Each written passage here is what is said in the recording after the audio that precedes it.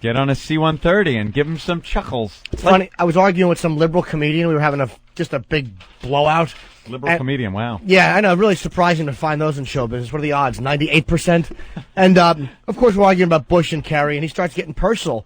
And I'm just talking about how I don't think Bush is that stupid. He's like, "What have you done?" Like, I haven't done anything. He's like, "What have you done?"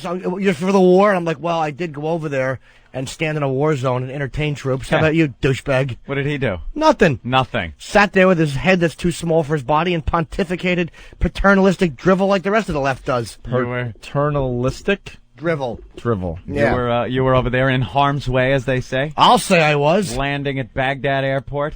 Yeah, we were in Baghdad. We were in Kirkuk, Talil. We had to make an emergency landing in Balad. Why?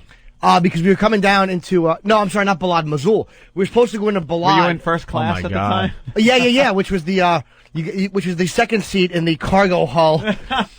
Me and Colin were in the cockpit, and we're coming in for a landing in Balad to do a New Year's... Colin could fly a C-130. Oh, he couldn't. He just sat there with his dress on like I did, watching men do men's work. And the fog was so bad in Balad. We were 100 feet off the runway. They couldn't see the runway. Did you really think maybe you might die doing this? Because you hate flying to begin with, and now you're flying into Iraq. During the trip, the whole way there until you got back, did you think that I probably won't come home from this? At the time, I felt very secure. Our base did get hit with a mortar attack while we were sleeping. No, we were actually left the base to do a show. We came back. They said they'd been on the ground for an hour because there was a mortar attack on the base. But no, the only time I felt vulnerable is when we were flying, because they have guys looking out the windows to make sure no RPGs are fired up at you when you take off. Nice. And when you're coming in for landings, it was a little bit scary. And commercially, we had a 2-hour... Didn't they have to do some maneuvers, too? Combat maneuvers for the landing, yeah. Which means that's something you don't get on your normal flight on Continental. You don't know the rush you feel when you're just dropping, because they're doing all these weird drops and sharp dips to make it a harder target to shoot down. Harder hit. Now, in a regular commercial airline, their rate of descent is so slow, and it's for the comfort. The plane can handle it, but the comfort of the passengers, they bring you in nice and slow. In this thing, they don't want a nice, slow target, so they drop you in altitude really quickly. Banking right. I mean, a hard, and you're turning hard back and forth. Were you nauseous? Or? I thought I was going to vomit on myself. I actually, it was worse in the cockpit. It wasn't as bad when you flew in the back. We did get to fly. Cool thing, we got diverted to Mosul. We had no way to get to Baghdad. We were going to do shows in Balad. They got canceled. We're like, let's go to Baghdad and do a New Year's Eve show. So we got to fly with General Ricardo Sanchez. Oh. The guy running the whole show in Iraq. Yeah. We got to fly in his plane with his Delta Force bodyguards. And that was really cool. He came to the show. Wow. I got shots with him, and you got to see the look on his face. As say pictures in that situation. You're right. Yeah, I really don't understand if it's shots or pictures. I got pictures, and of course, Colin is so ballsy. He goes on stage and just starts making fun of Sanchez for being Spanish and doing boxcar jokes. Oh. I've never seen bigger balls on a comedian. He made fun of the commander-in-chief in Iraq while he was there. Colin. Yeah. Wow. It was great, man. That sounds like very dangerous stuff. I got photos on Saddam's toilet holding his we got to hang out with these Green Berets that are occupying one of his That's unbelievable. Dude, one of the guys we hung out with was the third guy on the ground in Afghanistan. This is October of 2002. After we got hit 9/11, third guy on the ground. They go over, so they were going over there. He speaks Russian. All these like really secret black ops guys. They were great. Technically, they're not supposed to be over there. Like, you can't put our faces on websites. You can't mention our names. So how did Saddam's toilet feel on your butt? Like any other toilet would feel. I think I sat on the bidet and Colin sat on the toilet. Wait, so you walked through one of his any thick pubic hairs on the toilet rim? Did you walk through his palace? Two of them. Hung out. So what did you see? Was there anything cool? It's like porno or like Blockbuster videos, anything like that? Yeah, obviously not Blockbuster. Yeah, the hot video, the clitoral circumcision comedy starring Julia Roberts. No, it was all these big pallets full of stuff because the military uses them, but they are as decadent.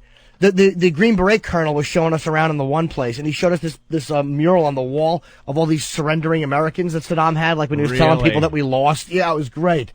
His swimming pool, his indoor swimming pool, we could have swam in. Absolute marble decadence. It was fantastic. Yeah. Fantastic. I got photos. I'll show you guys. And there was his people just starving and being tortured. Yeah. And there he is in his golden palace. It's nice. Just mammoth. What a way to live. That's great. Yeah. He should have just calmed the fuck down. Yeah, come on in. He had it made. Yep. What is he, stupid? He ruled with an iron fist over his people. If you just leave it at that, you'd have been fine.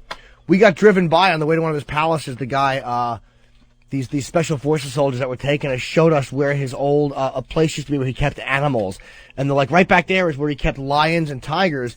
And what he would do is either political dissidents or women. Him and the sons, Uda and Kuse, would rape women, and when they were done with them, just throw them to the animals. Yeah. Oh, that's not appropriate. That's really not appropriate.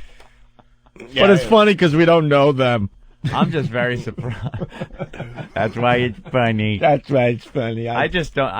Knowing you, I'm very surprised you put yourself in so much danger. Nah, well, you have to. I mean, it's like, it was like for soldiers, man. It was weird. It was like, how can you not go to Iraq and support that? You have to. And this was right after Saddam got caught, so the insurgencies were starting, but they weren't as bad. Yeah. My friend Tony, you should have him on one time. He's a comedian. He got to actually go into the jails. He went like on the pile them up and with dog leashes, or he said they would bring the prisoners out, and the other comedians were screaming at the prisoners. Oh, comics are screaming at you. And he said they got stuck in Baghdad traffic in a tank. I mean, they were like, we got like flown around. We were there for a week. He was there for like a month. Wow. So he took the army tour. Wow. A real rough one. Hey, Rick in Kansas, what's up? Hey, not much. Hey, Jimmy, did they do any combat landings when you was in the hurt there? Combat maneuvers, yeah, they did them on every. We didn't get to go on any Blackhawks. I know they do them on them too, but on the C-130 they did combat maneuver landings. I think on 2 out of the 3 flights, or 3 out of the 4. Yeah, those are. I used to be a loadmaster on the C-130 stationed in Japan here about 4 or 5 years ago, and we practiced those combat stops and takeoffs. You know, those things will throw you through that forward bulkhead pretty quick. Oh yeah, the combat takeoff. I forgot when they take off really low and they kind of go straight and pick up speed. All of a sudden, straight up. It's awful. They're awful experiences. Oh yeah. Do they at least warn you? No. So you have no idea what's going on? Of course not. Yeah, they do. When your asshole is by your ears, then you know. Oh yeah, there's something going on here. All right, Rick. Go ahead. You set the brakes and ramp up the engines, then just let her go. Yeah, those guys, and it didn't affect them at all. They meant nothing to them. Probably do it hundreds of times. Weren't affected. Doesn't matter. That is wild. All right. Hey, we got audio from Fallujah.